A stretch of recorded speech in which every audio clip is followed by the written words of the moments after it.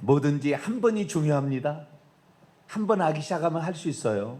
한 번이 안 돼서 안 되는 겁니다. 모든 일을 우리가 시작할 때 내가 한 번 하리라 라고 결단하면 그때부터 시작이 되는 거예요. 모든 사람이 다 처음부터는 잘할 수 없습니다. 그러나 그 한 번 하기 시작하면 그것이 거룩한 일이다. 하나님 그걸 대단히 기뻐하시는 거죠. 이번에 특별 새벽 집회에 나온 사람들 올해 안에 좋은 일들이 반드시 가정에서 일어날 줄로 믿습니다. 특별 새벽 집회를 해보면 3일째 되면은 적응이 됩니다. 내일부터는 일어나기 쉬워요. 오늘까지가 힘들었어요. 모든 것은 그렇답니다. 이렇게 법칙이랍니다. 3일만 지속하면 4일째부터는 쉽다는 거예요. 그래서 첫 번째가 어렵고요. 요 결단이 어렵고 그 다음에 3일만 정확히 지킬 수만 있다면 4일부터는 이루어진다는 거예요. 내일부터는 그러니까 우리의 육체도 말이죠. 우리의 이 영혼에 따라서 막 움직이는 거죠. 놀라운 일입니다. 할렐루야. 끝까지 최선을 다하시면 하나님께서 매일마다 부으신 놀라운 은혜로 우리의 가정을 하나님께서 지켜주실 줄로 믿습니다. 오늘은 이제 특별 새벽 집회 셋째 날입니다. 그동안에 이제 인물들을 살펴봤는데요. 노아, 그렇죠? 노아, 그 다음에 야곱, 또 기생 라합, 엘리 제사장, 이 네 사람의 경우를 살펴보았습니다. 오늘은 다윗이라는 생애를 살펴보게 될 겁니다.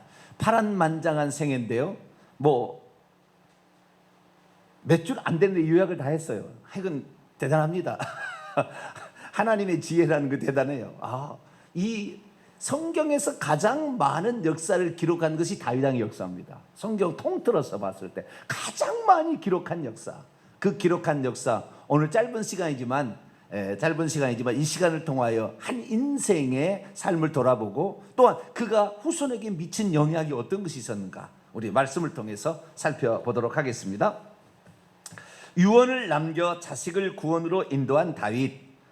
사람은 한번 태어나면 죽기 마련입니다. 좀 더 일찍 죽고 좀 더 늦게 죽는 것일 뿐 모든 사람에게 죽음은 다 찾아옵니다. 그러므로 죽음 앞에서 자신의 인생을 돌아볼 때 부끄러움이 없는 인생을 살 수만 있다면 그런 사람은 복된 사람이라고 말하지 않을 수 없습니다. 그리고 그때 자식을 앞에 놓고 자식들에게 평생 잊지 않고 살아갈 유훈을 남길 수 있다면 그 인생은 더 값진 인생이요 아름다운 인생이 될 것입니다. 그래서 오늘 이 시간에는 구원에서 미끄러질 뻔했으나 아비의 유언으로 말미암아 다시 회복하여 천국에 들어간 한 아들을 살펴보려고 합니다.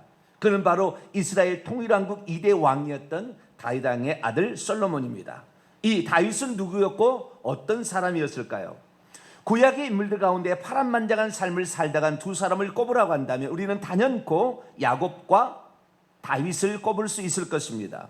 왜냐하면 야곱은 130세 되던 해에 애굽의 바로왕 앞에 섰을 때 자신의 나그네 길의 인생이 조상들에 비해서는 적지만 험악한 세월을 보냈다고 수료했기 때문입니다. 그리고 또 한 사람을 고르라면 그는 다윗 왕이라고 할 수 있을 것입니다. 그는 소년 시절 양을 치던 목동에 불과했으나 이스라엘의 최고의 왕이 되었으니 하나님께서도 그를 마음에 합한 사람이라고 칭할 정도였으며 예수님께서도 그의 혈통으로 태어나시게 되는 축복받은 사람이 되었습니다. 여기를 보세요. 어떤 역사의 첫 무대를 장식하고 어떤 사람은 그 조상이나 선배들이 일어났던 업적을 이어받아서 다시 융성하게 만드는 그런 사람, 두 종류의 사람이 있습니다. 그런데 아무도 가보지 않은 길을 처음 가는 것이 어려워요. 야곱은 그래도 그의 할아버지 아브라함과 그의 아버지 이삭이 일구어 놓은 그 길을 쫄쫄쫄쫄 걸어갔어요. 물론 그의 인생이 쉽지만 않았습니다.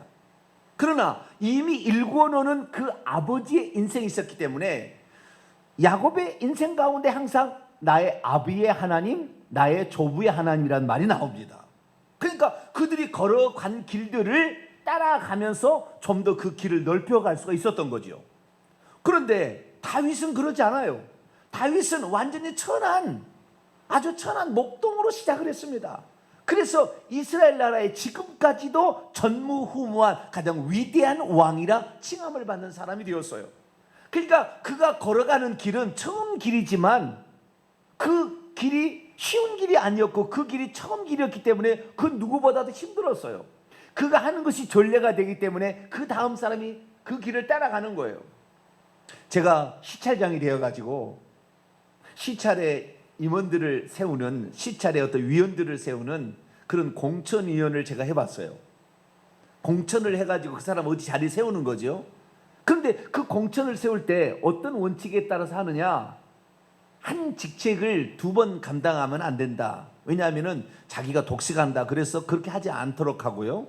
그래서 새로운 사람들을 이렇게 임명하게 되는데 그 사람들이 일을 감당할 때에 처음 일을 감당하기 때문에 시찰장도 이 시찰장이 공천할 게 아니라 과거에 했던 사람을 데려다 놔야 이 사람은 그런 일을 안 했고 이 사람은 이런 일을 잘했으니까 이렇게 합시다라고 말이 나오는데, 시찰장이 안 하던 사람이 시찰장이 하다 보니까 정보를 잘 모르는 게 많잖아요. 그러니까 저도 갈 때에 많은 정보를 알기 위해서 여러 사람에게 문의를 했어야 했어요. 그렇듯이 이 처음 일을 해보는 것은 결코 쉽지 않더라고요. 근데 다윗은 자기가 처음 왕의 인생을 살아보는 거예요. 그래서 그의 후손이 20대까지 왕이 되는 겁니다. 그 앞길을 따라가는데, 그래서 모든 표준은 뭐냐, 다윗의 길을 걷지 않았다 또는 다윗의 길을 걸었다라는 말로 후손들이 자리매김이 되는 거예요. 왜? 그가 걸어갔던 길이 어떤 길이었냐는 거죠. 그래서 그가 목동으로 시작했지만 그가 최고의 왕으로 끝날 수 있었던 그 길에 때로는 넘어지기도 하고 때로는 승승장구할 때도 있었어요. 험악한 이런 수많은 사람을 살았던 야곱처럼 그의 인생도 쉽지만 않았습니다. 엄청 어려움을 겪었는데 그럼에도 불구하고 그가 그 실패와 또 어려움 속에서도 딛고 일어선 그 이유가 뭐였을까? 그것은 그의 자식에게 그 유언으로 그걸 남겨주는 거예요. 왜? 자신의 응어리진 삶에 그리고 가장 중요한 것을 남겨주는 거죠. 그러면 그는 어떤 삶을 살았을까요? 오늘 본문 말씀에 이 그 축복된 삶이 어떻게 시작됐는지 이렇게 유언적으로 남겨지게 되는데, 그러면 그가 살았던 인생을 잠깐만 제가 복습을 해보도록 하겠습니다. 그의 출발은 사실 초라했습니다.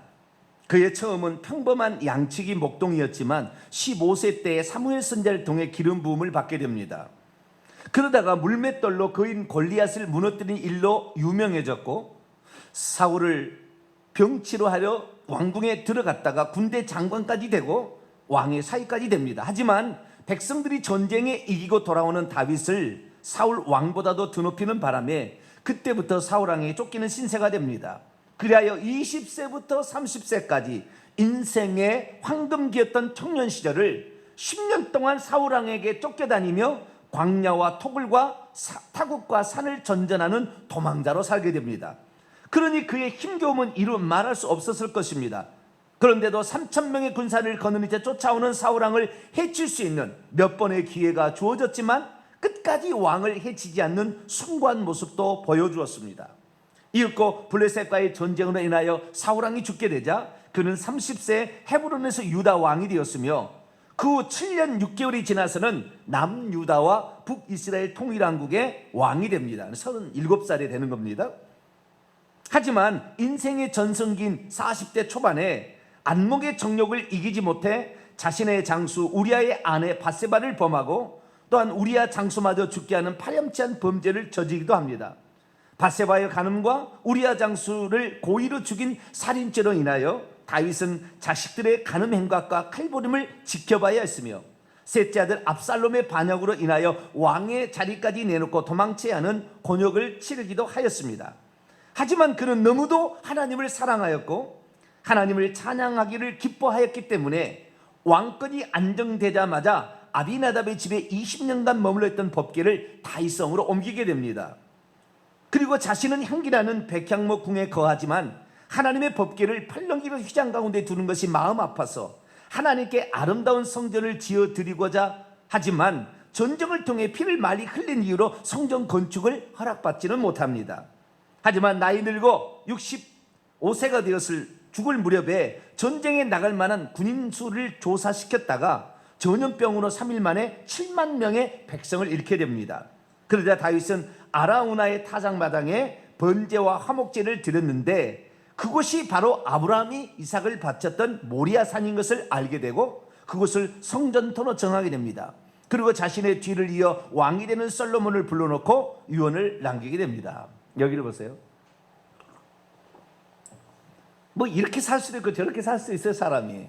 근데 인생에 한 번쯤은 하나님의 마음에 쏙 들게 할 때가 있어야 돼요. 맨날 그렇게 살 수는 없겠죠. 그러나 하나님의 마음이 쏙 빠질 때가 있었다는 거예요. 쏙 빠질 때가. 그것은 다윗의 인생은 두 번에 걸쳐 있어요. 첫 번째, 그가 15살 무렵에 있었는데 이 자기 아버지 집에 왕을 뽑는다고 사무엘 선지자가 하나님의 보냄을 받아가지고 이 전부 선을 베게 되는데 이 다윗은 8번째 아들이거든요. 물론 한 사람이 죽었어요. 그래서 7번째 아들로 기록이 됩니다. 8번째 아들인데 자기 아들 가운데 순사가 밀렸는지 어쨌는지 그 소년이었던 15살 무렵에 이 다윗은 양치는 일을 하고 있었어요. 그런데 아마도 그 사실을 알고 있었으라고 추정은 됩니다. 그런데 다윗은 거기에 대해서 하등의 불만을 갖지 않았고 아비의 양떼를 충성되이 지켰으니 그가 골리앗과의 싸움 속에 과거 일을 고백하는 것을 봤을 때에 아비 양떼를 해치러 오는 그 곰이나 이런 것들이 해치려 하면 가서 주먹으로 때려가지고도 그 이빨 사이에 있는 그 양떼를 구해내 왔다는 거예요. 그러니 골리앗이 뭐가 문제냐 이런 식으로 이제 나가게 되거든요. 그래서 그가 어렸을 때부터 벌써 자기 아버지가 자기에게 시켜준 일에 대해서 최선을 다하는 모습을 보였고 뿐만 아니라 그때 그가 노래하기 시작했으니 시편 23편 여호와는 나의 목자시니 그가 나를 푸른 초장과 맑은 시냇물로 인도하신다. 원수의 목전에서도 상을 베푸신다 하면서 어떠한 상황이 날지라도 사망의 음침한 골짜기를 간다 할지라도 하나님이 나를 지켜준다라는 그 믿음을 그 양떼를 치면서 노래할 수 있었다는 거예요. 여러분, 삶에 있어서 어려운데 그 삶 속에서 노래할 수 있을 정도가 된다는 것은 어마어마한 신앙이라고요. 그래서 하나님께서 그가 마음에 들어서 그 형제들 마음에 안 든다 해서 이가 내 마음에 합한 사람이라 그에게 기름을 부으라. 물론 그에게는 유다 지파의 후손이라는 아브라함의 계보라는 물론 그런 그것이 있었긴 했지만 그래도 그 중에서 선택을 받을 수 있었던 것은 나중에 다윗이 고백해요. 내 아비의 집에 여러 아들들이 있었으나 내가 선택받은 이유는 뭐냐? 내가 하나님을 사랑하고 그 앞에 나가기를 기뻐했다라는 그 고백이 있어요. 그래서 그가 이 첫 번째 어떠한 상황에서도 최선을 다하는 모습, 여러분도 그런 모습 있게 되기를 축원합니다. 어떤 일을 맡겨줄 때 하나를 맡겨주면 아는 거예요. 하나님 벌써 아는 거였어요. 그래서 첫 번째 마음에 들었고요. 두 번째 그가 왕이 되었는데 어쨌든 10년 동안 고생하다가 왕이 되었어요. 그래서 그가 30살에 왕이 되어서 40년 동안 70세까지 왕으로 봉직하게 됩니다. 그런데 그가 왕이 되어서 얼마 지나지 않아서 그가 선택한 또 하나의 사건은 그만 왕이 되는 것이 아니라 그의 온 집안이 그의 후손이 계속해서 왕이 되게 하는 놀라운 일이 됐는데 그게 바로 뭐냐? 자기가 헤브론에서 7년 6개월 왕이 되었다가 예루살렘에 와서 여부수 족속이 살고 있는 시온 산성을 빼앗아서 지금까지 예루살렘이 그 수도잖아요. 그것을 그게 예루살렘이에요. 그 시온 산성을 뺏어서 거기다가 왕도를 천도를 한 거죠. 그래서 헤브론에서 예루살렘으로 천도를 한 후에 그 성에서 자기가 거하는데 그 성이 너무나 잘 지어졌던 성 같아요. 그래서 백향목 궁에 거하는데 하나님의 괴를 휘장 가운데 주는 것이 너무 마음이 아팠어요. 그래서 이 펄럭이는 휘장 가운데 두는 그 법궤에 하나님이 계신 장소에 집을 지어드리겠다 그 마음을 품었어요. 그런데 그것을 이 하나님께 그 선지자를 통해서 말씀을 드렸더니 하나님이 그런 거예요. 내가 광야에 있을 때부터 지금까지 한 번도 내 마음을 얘기한 적이 없는데 나를 위해서 그런 기특한 생각을 하다니. 그래서 내가 너에게 복 주겠다. 아무리 네 잘못해도 인생 채찍으로 때릴 뿐이지 너 선왕 사울왕처럼 왕을 아예 직분해서 이렇게 물러나게 하진 않겠다. 이렇게 하심으로 하나님 복을 주기 시작하는 거예요. 그의 인생에 우리 인생도 마찬가지예요. 우리 인생도 하나님 앞에 어느 순간에 딱 마음에 들게 하는 그 인생이 있어야 되는 거예요. 저도 그런 삶이 있었잖아요. 군대에 갔을 때 제가 그렇게 신앙을 딱 지킨 거예요. 죽으면 죽으리라. 뭐 딱 하나님께 어떤 마음을 때 하나님이 싹 마음에 든 거죠. 그것이. 그러니까 하나님께서 그 어떤 사람도 깨닫지 못했던 성경의 이 진리들과 이 비밀들, 구원에 관한 모든 것들을 확실하게 깨닫게 하는 거예요. 놀라운 일이 있어요. 그러니까 우리의 인생 가운데 한 번쯤은 이런 어떤 일이 있어요. 그때 오늘도 이번에도 마찬가지입니다. 특별 새벽 집회 일주일 내가 개근하리라. 그의 인생이 놀라운 이게 변화의 계기가 되는 거예요.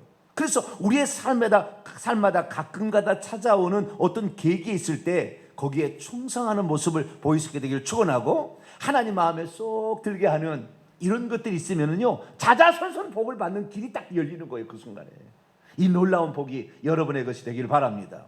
자, 계속해서 넘어갑시다. 3번, 다윗은 죽을 때 그런 무슨 유언을 남겼을까요? 왕이 된 지 40년이 되어 이제는 70세의 노구가 된 다윗은 자신의 10번째 아들이었던 20살 된 솔로몬을 불러서 마지막으로 유언을 남기는데, 그것은 자신의 아들 솔로몬을 구원 얻게 하고 그의 후손을 살리는 고귀한 당부가 됩니다. 그렇다면 이때 다윗은 솔로몬에게 어떤 유언을 남겼을까요? 참고로 이 다윗이 아내를 얻게 되는데, 뭐 아비가일 뭐 여러 사람들을 얻게 되잖아요.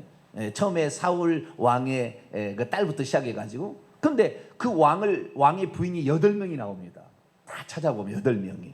그 8명 중에서 이 솔로몬 왕은 8번째 부인이었던 부인이 바세바입니다. 바세바. 예루살렘 가서 왕을 7년 6개월 후에 또 얼마 지나서 바세바를 얻게 되는 거거든요. 우리아의 아내를. 그래서 바세바가 8번째 부인인데, 이 바세바가 또 4명의 아들을 낳았는데 넷째 아들이 솔로몬입니다. 그러니까 이 다윗이 50세에 낳은 거예요. 50세. 늦게 낳았어요. 자식을 늦게 낳습니다. 그래서 이 50세 어린 그래서 다윗이에요. 그의 형들은 이미 진짜 왕할 만한 그런 능력들이 다 있어요. 나이차가 얼마나 많이 나겠어요. 그런데 솔로몬은 50세에 낳았다는 거, 이게 참조하시면서 넘어가도록 합시다. 다윗은 솔로몬에게 크게 3가지 유언을 남기는데, 그것은 아들의 일생을 움직이게 하는 영적인 나침판이 되고 솔로몬의 왕권 강화를 위한 기초석이 됩니다. 첫째, 다윗은 가장 먼저 솔로몬이 가져야 할 신앙이 무엇인지를 유언으로 남기게 됩니다. 역대상 28장 9절이요. 내 아들 솔로몬아, 너는 내 아버지의 하나님을 알고 온전한 마음과 기쁜 뜻으로 섬길지어다. 여호와께서는 모든 마음을 감찰하사 모든 의도를 아시나니, 내가 만일 그를 찾으면 만날 것이요 내가 만일 그를 버리면 그가 너를 영원히 버리리라. 아멘. 이때 다윗은 아들이 가져야 할 가장 중요하고도 또 중요한 일은 하나님을 알고 경험해야 한다는 것이었습니다. 그리고 나서는 그분의 말씀에 순종해야 한다는 것이죠.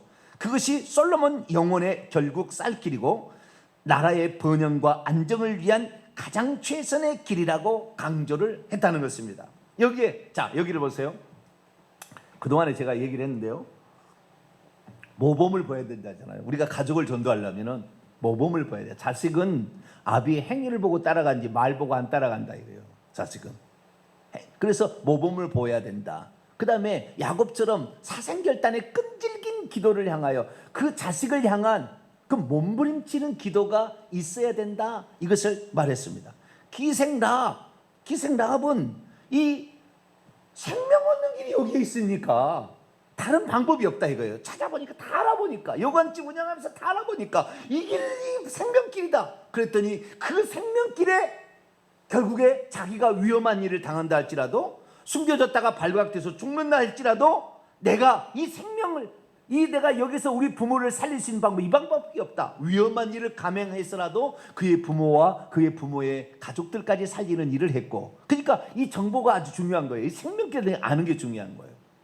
그리고 어제는 책망을 하지 못했던 엘리 제사장의 삶을 통하여 우리 자신이 자식이 잘못된 길을 갔을 때는 반드시 책망해야 되는구나 라는 사실을 들었습니다. 그런데 자식을 구원하는 또 다른 방법이 있는데 유언을 남기는 거예요. 자식이 끝까지 말을 안 들어도 유언을 남기고 죽으면 그 유언이 자식을 바꿉니다. 우리 교회도요, 자식이 교회를 안 나오다가 어머니가 돌아가시니까 지금 나오는 자식이 있어요. 어머니가 유언을 그렇게 남겼거든. 그럼 나오는 거예요. 지금 자식이 나오지 않고 있는 이 어머니의 유언을 듣고도, 아니 어머니의 말씀을 듣고도 아직 자오자지 않는 아들이 있어요. 얼마 전에 장례를 나가서 내가 만나봤더니 곧 나가야 됩니다. 저는 반드시 나갈 겁니다. 그렇게 얘기를 하더라고요. 다 알고 있는 거예요.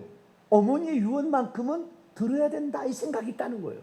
그래서 우리가 전도를 할 때 맨 마지막 보루로 사용할 수 있는 한 가지 방법은 유언을 남기는 겁니다. 그러면 반드시 그 아들 가슴에 그게 새겨져 버리는 거예요. 그래서 이 다윗이 자기 아들 솔로몬, 자기가 지금까지 모든 걸 다 읽어놨거든요. 없던 것을 쌓아. 그런데 이 아들이 타락할 것을 알았던 것 같아요. 이렇게 가더는 이렇게 많은 것을 누리게 되면 타락할 건 안 것 같아. 그러니까 반드시 너는 너의 아비가 섬기는 하나님을 잊지 마라. 너희 하나님을 섬기는 것이 너의 인생과 너의 삶의 모든 것에 가장 중요하다. 이 얘기를 가르쳐 준 거죠. 그래서 유언으로 남겼다는 것입니다. 그런데 그 유언에다가 덤으로 또 하는 거 하면 더 필요한 게 있어요. 계속 넘어가 봅시다. 둘째, 자신과 솔로몬이 맡아서 처리해야 될 사명을 유언으로 또 남기는 겁니다. 그것은 하나님의 언약궤를 봉헌할 성전을 건축해야 한다는 것이었습니다. 자신은 피를 많이 흘려서 안 되고 아들 솔로몬을 통해서 하나님께서 성전을 건축한다고 했으니 꼭 그 일을 해야 한다는 것이죠. 그래서 다윗은 아주 세부적인 항목까지 철저히 다 준비하는데 성전 건축에 필요한 금은 보석과 목재와 석재 등 모든 자재들까지 넘치게 준비해 두었으며 개인이 사유한 재산까지 아낌없이 준비해 놓았고 일꾼까지도 섭외해 놓았던 것입니다. 결국 솔로몬은 왕권이 안정되자 4년 차에 성전 공사에 착수했으니 위대하게도 화려한 성전을 7년 만에 건축하게 됩니다. 셋째, 마지막으로 다른 사람들에 대한 유언을 부과하는데 그 골자는 하나님의 신정 왕국 건설에 목숨을 걸고 충성했던 사람들의 노고를 잊지 말고 예우하라는 것이었고, 반대로 하나님 왕국 건설에 어려움을 끼치거나 반역을 일삼은 자들에 대해서는 정당한 절차를 통해 처리하는 언급이었습니다. 다윗의 이러한 주문은 결국에 솔로몬 왕국이 든든히 세워주는 기초가 되어집니다. 여기를 보세요. 우리가 어떤 말들을 그 자식에게 들려주느냐가 자식에게 아주 중요한 영향을 미친다는 거죠. 그래서 이 자식에게 유언을 남길 때 그 유언은 우리 부모의 마지막 소원이었지 라고 생각을 하기 때문에 엄청난 영향을 미친다는 거예요. 그래서 내가 눈을 감을 때까지도 자식이 아직 안 돌아왔다. 그러면은 내가 눈을 감기 전에 유언을 남기는 거예요. 그러면 내가 죽어서라도 그 말이 그 사람의 메아리를 쳐서 결국에 죽게 돌아오게 만든다는 거예요. 그런데 더 거기에다가 더 확실하게 하나님께 돌아온 말은 뭐냐면은 너와 내가 감당해야 될 하나님이 우리 가문과 나에게 주신 사명이 있다. 솔로몬아, 너는 성전을 지어야 한다. 이렇게 된 거예요. 그것을 아비가 쫙 보여줬어요. 어떻게 삶을 살아왔고 그리고 무엇을 준비했는지를 다 보여준 겁니다. 그러니까 솔로몬은 왕이 되자 4년 차에 가장 먼저 자기가 이제 왕권 강화가 일어난 다음에 가장 먼저 했던 일이 성전 건축하는 일을 하는 거예요. 그 일에 매진합니다. 7년 동안을. 이 어마어마한 돌을 닦아오는데도 돌 다듬는 소리가 안 났다고 해요. 왜? 이미 만들어가지고 수원에 와가지고 그냥 조립만 한 거예요. 어마어마한 일들을 감당한 겁니다. 그건 뭐냐? 우리 아버지의 소원이 이것이었다. 성전을 건축하는 것이 아버지의 눈에 보이는 소원이었고 내가 하나님을 떠나지 않고 끝까지 살아야 된다. 이것이 이 아버지의 소원이었다는 걸 알게 된 거죠. 그래서 그것을 지켜나갔다는 것입니다. 그래서 여러분, 혹시 자녀들이 주님 앞에 아직 안 나오거나 가족이 자우지가 먼 길을 갔다 할지라도 유언을 남길 수 있게 되기를 간절히 축원합니다. 자, 그러면은 솔로몬이 그 뒤에 어떻게 되었을까요? 솔로몬은 타락했는데 어떻게 해서 다시 돌아올 수 있었을까요? 자신의 사명을 붙잡고 성전 건축에 매진할 때만 해도 솔로몬은 매우 경건한 삶을 살았습니다. 성전 건축과 큰 나라를 다스리는 일을 앞두고 먼저 하나님께 일천번제를 드렸고 제단을 쌓았습니다. 그러자 하나님께서는 그가 구하는 지혜만을 주신 것이 아니라 부귀 영화와 장수의 축복까지 덤으로 허락해 주셨습니다.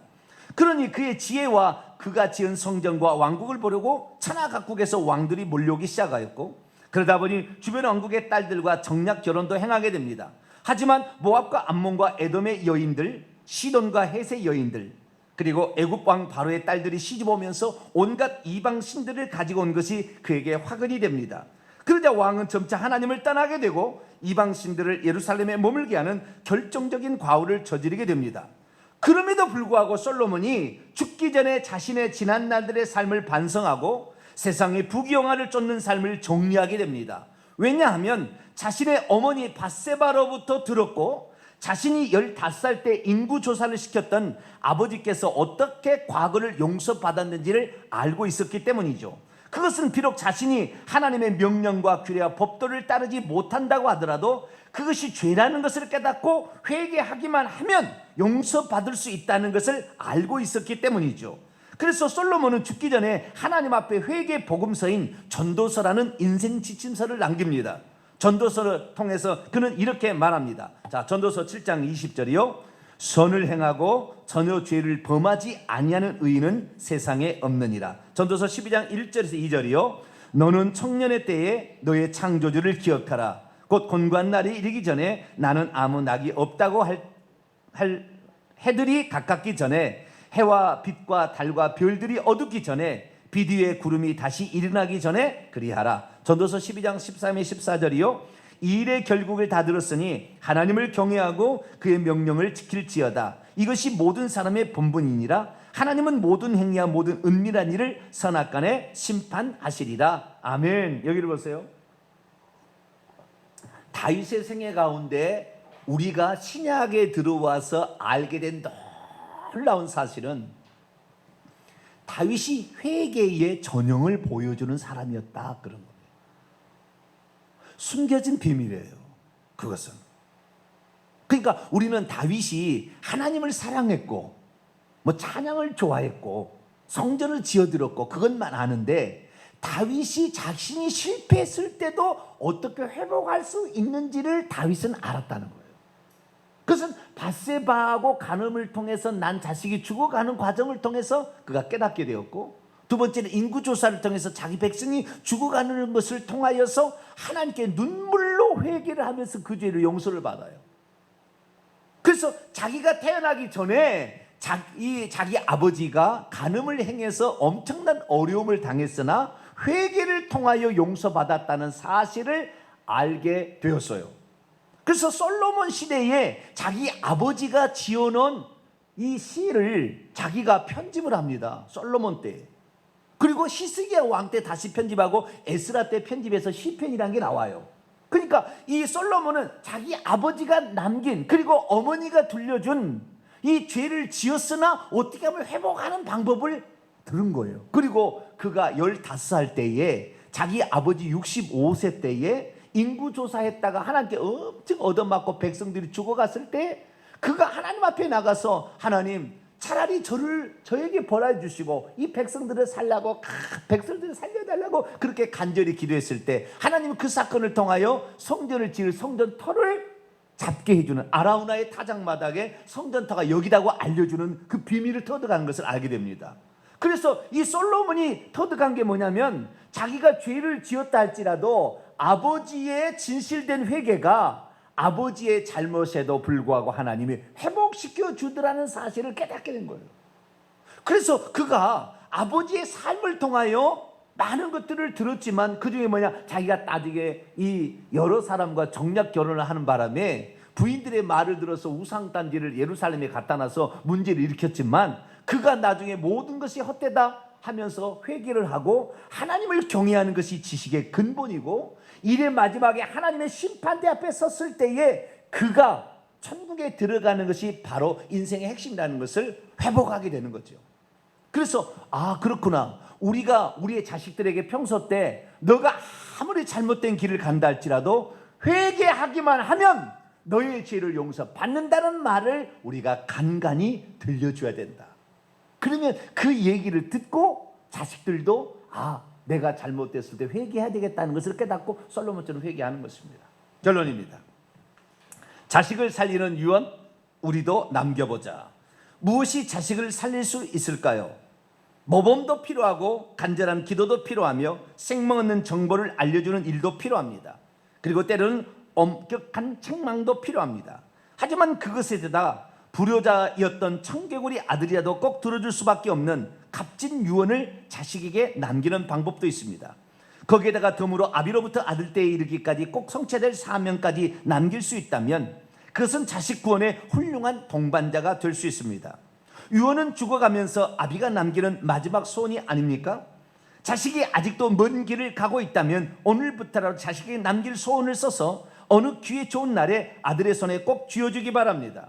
이것이 아비의 소원이라고, 그리고 이것이야말로 자식을 위해 해줄 수 있는 마지막 아비의 선물이라고 이렇게 하기 바랍니다.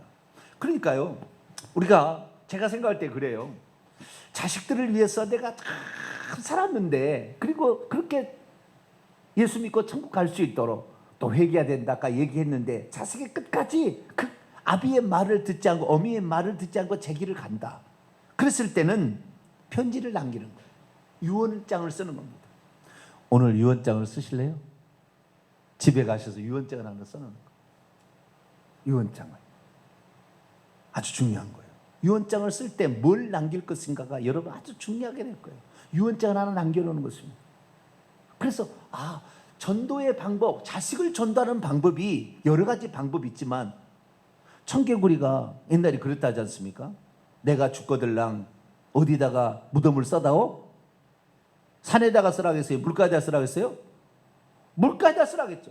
얼마나 청개구리가 맨날 동으로 가면 설아가고 설아가면 동으로 가서 이런 나쁜 놈 불효자가 있었는데, 내가 개울가에다가 물가에다가 무덤을 쓰라면 산에다 쓰겠다 틀림없이 이 아들이 하도 반대를 많이 하니까, 그래서 물가에다가 그걸 쓰라고 그랬더니 이 청개구리가 어머니의 마지막 소원인데 내가 안 들어줘야 그렇다는 거 아니에요. 다른 건 내가 못 들어줘. 그래가지고 물가에다가 이 무덤을 쓰니 비만 오면 무덤이 떠나갈까 봐 청개구리가 나와서, 청개구리가 어떻게 운지 모르겠어요.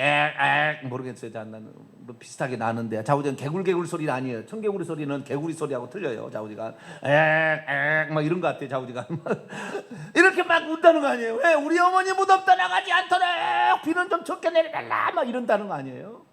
그렇듯이 아무리 불효자라 할지라도 마지막 부모님의 소원은 들어준다. 그래서 우리의 소원이 무엇이다? 저는 제 아들한테 늘 합니다. 아비가 뭐 재산을, 돈을 벌 수 있는 부모가 아니다. 그러니 너희들 용돈을 잘 줘야 된다. 그래야 아비가 살아가지. 아주 교육을 잘 시켰어요. 아마 우리 아들, 딸은 평생의 부모님을 잘 모시라고 저는 확신합니다. 평소 때 얘기를 그렇게 해놓는 거예요. 평소 때. 그것이 가슴 속에 딱 새겨지는 거죠. 그러니까 어느 날 그러는 거예요. 우리 딸이, 아빠, 제가 돈 벌게 되면 처음으로 아빠를 위해서 멋진 자동차를 하나 사주겠대요. 할렐루야. 아빠 스타렉스 너무 후진 거 이런 거 평생 타고 다니는데 그 말고 내 아빠를 위해서 하여간 얼마 할부로 끊으면 돼요. 그래. 모르겠다. 30만 원인가 40만 원. 아빠를 위해서. 그래, 좋아. 여러분, 효도를 할 수 있도록 기회를 줘야 되지 않겠어요? 별로 아멘이 안 되네요. 우리 딸이 아멘이 안 되네요. 오늘따라 우리 딸이 나왔는데 효도할 수 있도록 기회를 줘야 돼. 그 마지막 유언만큼은 된다는 거예요. 자, 두 손을 들겠습니다. 우리가 다른 것은 못해도 유언을 남기면 자식이 그걸 마음에 새기는 거예요. 아비의 소원은 이거였다. 우리 어머니의 그 간절한 기대는 이거였다. 내가 다른 것은 못 들어도 이거 하나는 들어주마. 이것이 되는 것이 유언인데, 주여 우리들도 우리의 삶에 값진 유언을 남겨서 우리의 자녀들이 반드시 예수 믿고 천국 가고 잘못된 길을 갔다라도 회개하고 죽게 돌아올 수 있는 사람이 되게 해달라고 우리 주 한번 부르고 1, 2부터 하기도 합니다. 주여, 하나님 아버지여, 우리의 인생이 곱디고 온 인생이 아버지 될 수 없고 굽이진 인생이 된다 할지라도 하나님, 우리가 회개하면 하나님이 용서해 주시고 하나님 우리의 삶에 복을 더해 주시며 우리가 주 앞에 충성한 것을 하나님이 기억하시고 아버지 후손들에게 좋은 것을 남기는 아름다운 아버지 삶을 살 수가 있을진데 하나님 아버지여, 저희들이 유언으로 아버지 신앙의 유산을 남길 수 있기를 원합니다. 너희들만큼은 꼭 예수 믿고 천국 가야 된다. 내가 아들이 두 쪽 나도 이것은 꼭 필요한 일이니 너를 천국에서 보기를 원한다. 너는 나의 생명의 분신이요 네가 곧 나고 내가 너의 삶이니 너는 꼭 예수 그리스도를 믿고 천국 들어가도록 하라. 하나님, 우리가 그런 유언을 남길 수 있기를 원합니다. 아버지 하나님,